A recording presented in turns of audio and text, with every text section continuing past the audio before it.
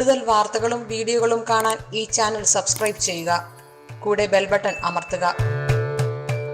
നമസ്കാരം. ജീവിതത്തിലെ ക്ലേശങ്ങളും ദുഃഖങ്ങളും അലച്ചിലുകളും ഒക്കെ അകലാനായിട്ട് കർക്കിടക മാസത്തിൽ അഹല്യാസ്തുതി നമുക്ക് ജപിക്കാം. അഹല്യാസ്തുതി. അഹല്യയുടെ കഥ നമുക്ക് എല്ലാവർക്കും അറിയാം. കഥ പറയാനൊന്നും നിൽക്കണില്ല. എന്നാലും നമുക്ക് ഗൗതമ പത്നിയായ അഹല്യ ശിലയായിട്ട് വർഷങ്ങളോളം കിടക്കുകയും ശ്രീരാമപാദം തൊട്ടപ്പോൾ അഹല്യ ശില മാറി അഹല്യ സ്വരൂപം പ്രാപിച്ചു എന്നൊക്കെ നമ്മൾ കഥ കേട്ടിട്ടുണ്ട്, നമുക്കതറിയാം. അപ്പോൾ അതുകൊണ്ട് തന്നെ വർഷങ്ങളോളം കിടന്ന ആ കഥ കൊണ്ട് തന്നെ ഈ അഹല്യയുടെ സ്തുതി ജപിച്ചു കഴിഞ്ഞാൽ, അതും കർക്കിടക മാസത്തിൽ നമ്മൾ 2 നേരവും ഒരു 28 ദിവസം ഈ അഹല്യാസ്തുതിയൊക്കെ ജപിച്ചു കഴിഞ്ഞാൽ, പാരായണം ചെയ്യുകയോ ജപിക്കുകയോ ഒക്കെ ചെയ്തു കഴിഞ്ഞാൽ തീർച്ചയായിട്ടും നമുക്ക് നമ്മുടെ കുടുംബത്തിൽ ഒരുപാട് അസ്വാരസ്യങ്ങളും അസ്വസ്ഥതകളും ക്ലേശങ്ങളും ഒക്കെ അലച്ചിലുകളും ഒക്കെ ഉള്ള കുടുംബത്തിലാണെങ്കിൽ ഇത് നമ്മൾ 28 ദിവസം വീട്ടിൽ വ്രതചര്യ പാലിച്ച് മത്സ്യമായി ഇപ്പോൾ അപ്പം കേൾക്കുമ്പോൾ തന്നെ എല്ലാവരും പറയും അതൊന്നും നടപടിയാവില്ല. കാരണം 28 ദിവസമൊക്കെ വീട്ടിൽ മത്സ്യമാംസം കഴിക്കാണ്ട് വ്രതചര്യം പാലിക്കാന്നൊക്കെ പറഞ്ഞാൽ അതൊന്നും നടപടിയാവില്ല മാഡം എന്ന് പറയും.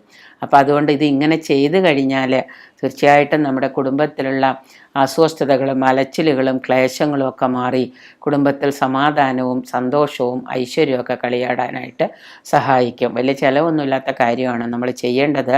ഈ കർക്കിടക മാസത്തിലായിരിക്കണം ചെയ്യേണ്ടത്. ശ്രീരാമസ്വാമിയുടെ പാദസ്പർശം നിന്ന് പാപമോചിതയായ അഹല്യ ശിലാരൂപം വെടിഞ്ഞ് സ്വന്തം രൂപം പ്രാപിച്ചു എന്ന് നമുക്കറിയാം.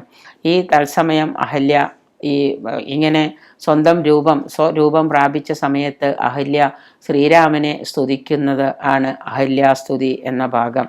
ഇത് രാമായണത്തിൽ അഹല്യാസ്തുതി ഉണ്ട്. അത് നമ്മൾ 28 ദിവസം 2 നേരവും പാരായണം ചെയ്യണം. രാവിലെയും വേണം, വൈകിട്ടും വേണം. വീട്ടിലിരിക്കുന്നവർക്ക് സുഖമായിട്ടത് ചെയ്യാൻ സാധിക്കും.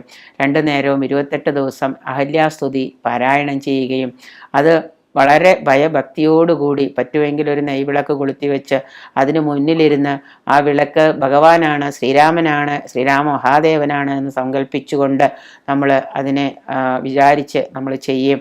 പറ്റുമെങ്കിൽ നിങ്ങൾക്ക് മനസ്സിൻ്റെ കോൺസെൻട്രേഷൻ കിട്ടാനായിട്ട് ശ്രീരാമ ഭഗവാന്റെ ഒരു ഫോട്ടോയോ എന്തെങ്കിലും വെച്ച് അവിടെ ഒരു വിളക്ക് കൊളുത്തി വെച്ച് അതിലേക്ക് നോക്കിയിരുന്ന് അഹല്യാസ്തുതി കിഴക്കോട്ടോ വടക്കോട്ടോ തിരിഞ്ഞിരുന്നുകൊണ്ട് വൈകിട്ട് പടിഞ്ഞാട്ട് തിരിഞ്ഞിരിക്കുക. രാവിലെ വടക്കോട്ടോ അല്ലെങ്കിൽ കിഴക്കോട്ടോ ആണെങ്കിൽ അത്യുത്തമം. വൈകുന്നേരമാണെങ്കിൽ വടക്ക് അല്ലെങ്കിൽ പടിഞ്ഞാറ് ഇങ്ങനെ തിരിഞ്ഞിരുന്നുകൊണ്ട് ദിശയിലേക്ക് തിരിഞ്ഞിരുന്നുകൊണ്ട് നമ്മളിത് പാരായണം ചെയ്താൽ നിങ്ങളുടെ ജീവിതത്തിലെ എല്ലാ ക്ലേശങ്ങളും അലച്ചിലുകളും ദുഃഖങ്ങളും ഒഴിഞ്ഞു മാറി നിങ്ങൾക്ക് സമാധാനവും സന്തോഷവും ഐശ്വര്യവും നിങ്ങളുടെ കുടുംബത്തിൽ കളിയാടും. അത് കർക്കിടക മാസം മുതൽ ആരംഭിക്കുകയും 28 ദിവസം എന്ന് പറയുമ്പോൾ 1-ാം തീയതി തുടങ്ങിയ കർക്കിടക 30 ആകുമ്പോഴത്തേക്ക് അത് തീർന്നോളും. അധികം ദിവസം വൈകിയാൽ പിന്നെ ഒരു ദിവസം 28 ദിവസം നമുക്ക് കിട്ടില്ല. അപ്പം അതുകൊണ്ട് പിന്നെ അടുത്ത ചോദ്യം പീരീഡ്സ് ആയാൽ എന്ത് ചെയ്യും എന്നുള്ളതാണ് സ്ത്രീകളുടെ ചോദ്യം. പീരീഡ്സ് ആകുമ്പോൾ ഇപ്പോൾ നമുക്കൊന്നും ചെയ്യാൻ പറ്റാത്തതുകൊണ്ട് പറ്റുന്നത്ര ദിവസം 28 ദിവസം എന്നുള്ളത് ചെയ്യാം. അപ്പോൾ അങ്ങനെ ഉള്ള രീതിയിൽ പിന്നെ അമ്മമാരോ മുത്തശ്ശിമാരോ ഒക്കെ ഉണ്ടെങ്കിൽ അവരോട് വീട്ടിൽ ഈ അഹല്യാസ്തുതി ഒന്ന് പാരായണം ചെയ്യാൻ പറയുക, ഇങ്ങനെ പീരീഡ്സ് ഒക്കെ ആയിട്ട് തടസ്സമുള്ളവർ. അപ്പോൾ കർക്കിടക മാസം 1 മുതൽ ഇത് പാരായണം ചെയ്യുകയും വ്രതചര്യ അനിവാര്യമാണ് എന്നുള്ളത് മറക്കണ്ട. അത് സാധിക്കുന്നവരത് ചെയ്താൽ കുടുംബത്തിൽ ഭയങ്കരമായ അമേസിംഗ് ആയിട്ടുള്ള ഒരു ഐശ്വര്യം കളിയാടും എന്നുള്ളത് സംശയമില്ലാത്ത കാര്യമാണ്.